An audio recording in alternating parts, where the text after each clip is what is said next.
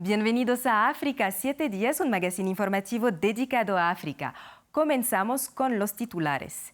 El rey Felipe de Bélgica visita la República Democrática del Congo a partir del 7 de junio durante 6 días. Este viaje histórico podría ser la oportunidad para que la antigua potencia haga frente a su doloroso legado colonial. Seguimos en la República Democrática del Congo y hablamos de las crecientes tensiones entre este país y Ruanda mientras se reanudaron los enfrentamientos entre el M23 y el ejército del Congo. Las autoridades congoleñas acusan a Kigali de apoyar la rebelión. Tenemos análisis. El mandatario senegalés Macky Sall, quien ostenta la presidencia rotatoria de la Unión Africana, se declaró satisfecho por su encuentro con Vladimir Putin. Macky Sall viajó a Rusia para defender los intereses del continente africano, amenazado por una crisis alimentaria sin precedentes como consecuencia de la guerra en Ucrania. Se trata sin duda de un punto de inflexión en las relaciones entre Kinshasa y Bruselas. Por primera vez desde el inicio de su reinado en 2013, el rey Felipe de Bélgica viaja a la República Democrática del Congo. El monarca recorrerá la excolonia belga del 7 al 13 de junio. Bélgica, en el Congo, evoca sobre todo la tiranía del rey Leopoldo II sobre el país. Cuando las potencias europeas se repartieron África en la Conferencia de Berlín en 1885, Bélgica se quedó con el Congo, donde Leopoldo II instauró un brutal sistema de explotación. Los campos de caucho eran escenario de la violencia sin límites impuesta por este rey contra la población congoleña. Los trabajadores que no cumplían con las exigencias productivas de los terratenientes eran sometidos a castigos corporales como la flagelación, la amputación de miembros o incluso la muerte, sin distinción de trato entre niños y adultos. Más de un siglo después de la muerte del rey, el racismo, la violencia y otras formas de discriminación siguen siendo un tabú en Bélgica, donde la figura de Leopoldo II nunca ha sido oficialmente cuestionada. Sin embargo, en 2020, el rey Felipe expresó por primera vez su arrepentimiento por las heridas que Bélgica causó en el pasado. A raíz de estos comentarios, una comisión parlamentaria fue encargada de esclarecer el pasado colonial de Bélgica en el Congo, Ruanda y Burundi.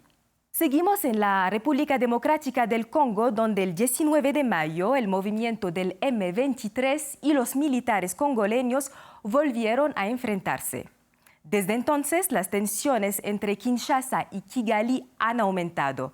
La República Democrática del Congo acusa a Ruanda de apoyar la rebelión, mientras que, por otro lado, incluso la población congoleña se está movilizando para apoyar al ejército.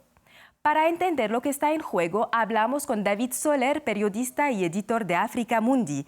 Le preguntamos qué es el M23 y cuáles son sus objetivos.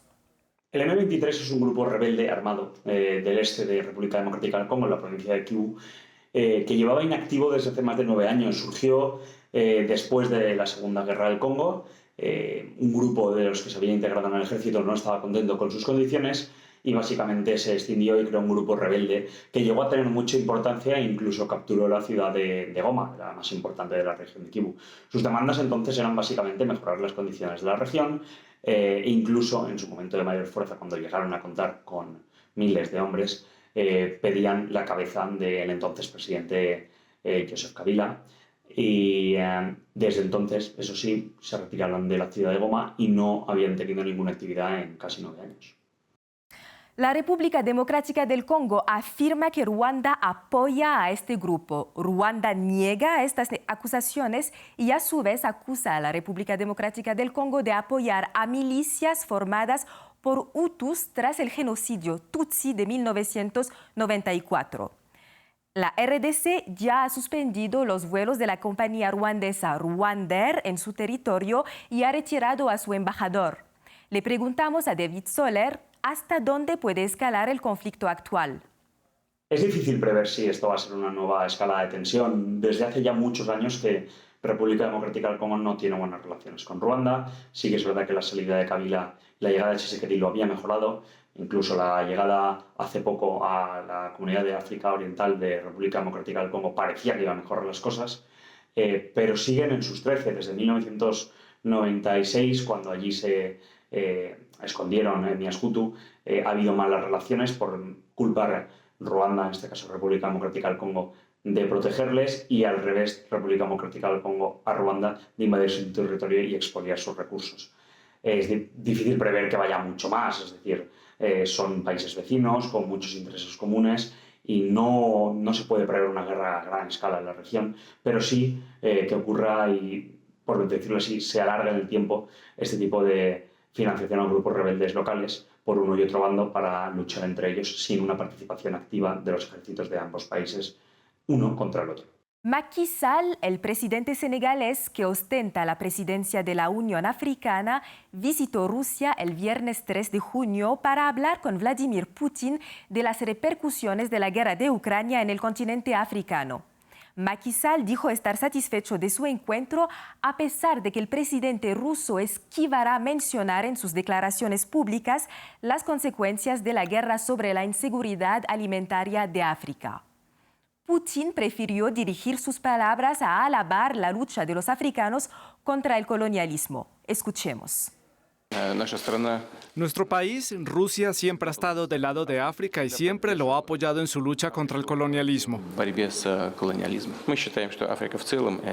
Creemos que con las distintas naciones africanas en general hemos tenido tradicionalmente muy buenas relaciones. Yo diría que amistosas, sin exagerar. África en su conjunto tiene un enorme potencial y sobre esa base seguiremos desarrollando nuestras relaciones con las distintas naciones del continente.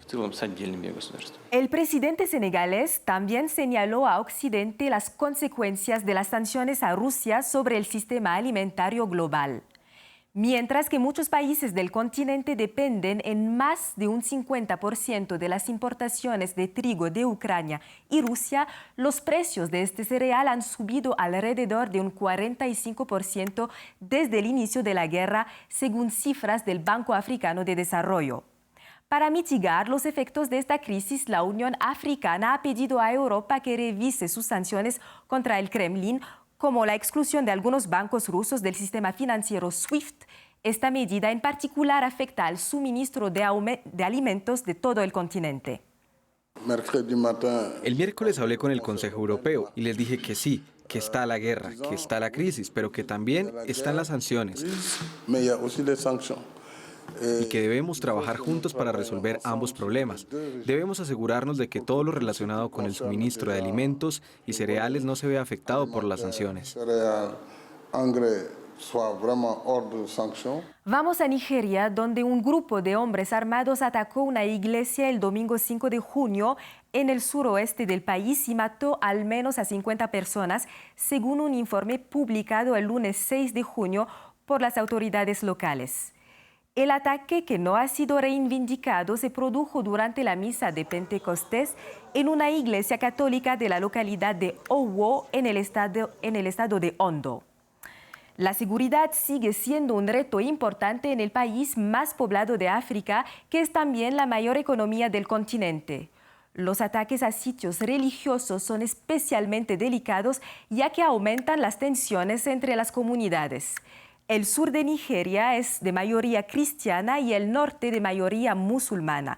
Sin embargo, este tipo de ataques es relativamente poco frecuente en el suroeste del país, pero en el resto del territorio el ejército nigeriano se enfrenta a numerosos focos de inseguridad. Hace 3 meses abandonaron Ucrania después de que la invasión rusa interrumpiera sus estudios en el país. 70.000 estudiantes extranjeros lo dejaron todo para huir de los combates. 3.000 han encontrado refugio en Alemania. La gran mayoría de ellos son estudiantes africanos. Pero a diferencia de los refugiados ucranianos que tuvieron un acceso inmediato a la ayuda del Estado alemán y a un permiso de residencia, las autoridades alemanas, así como otros gobiernos europeos, dejaron atrás a los refugiados de terceros países. Un informe de Anne Maillet. Todos los domingos se reúnen en este jardín comunitario de Berlín. Son refugiados de la guerra de Ucrania, pero proceden de terceros países como Mohamed. Este joven keniano huyó de Kiev el 24 de febrero, pero a diferencia de los ciudadanos ucranianos en Europa, no tiene acceso a la protección temporal que concede un derecho de residencia inmediato a los exiliados.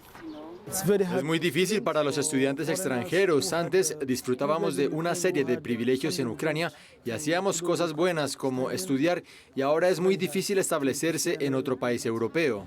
70.000 estudiantes extranjeros estudiaban en Ucrania antes de la guerra. Al parecer, hasta 3.000 de ellos encontraron refugio en Alemania, pero no tienen acceso a la vivienda, al mercado laboral ni a las prestaciones sociales. En Berlín cuentan con el apoyo de varias organizaciones que reclaman los mismos derechos para todos los refugiados.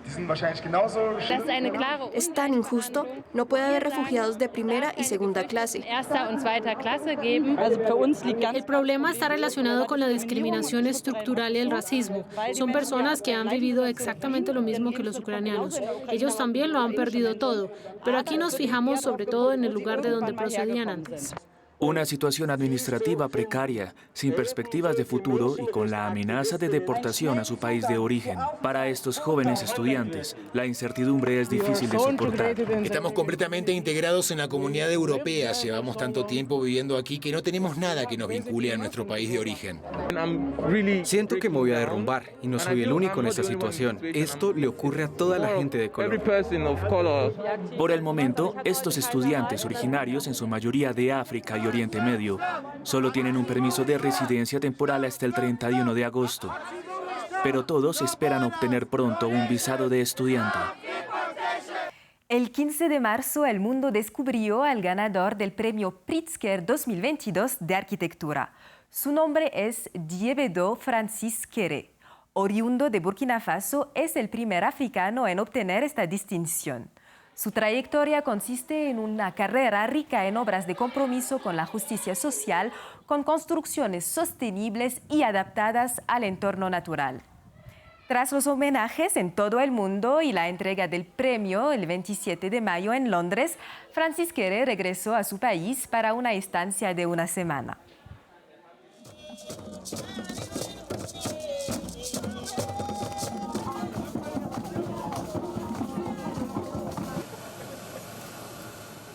Les dejamos con las imágenes de su regreso triunfal.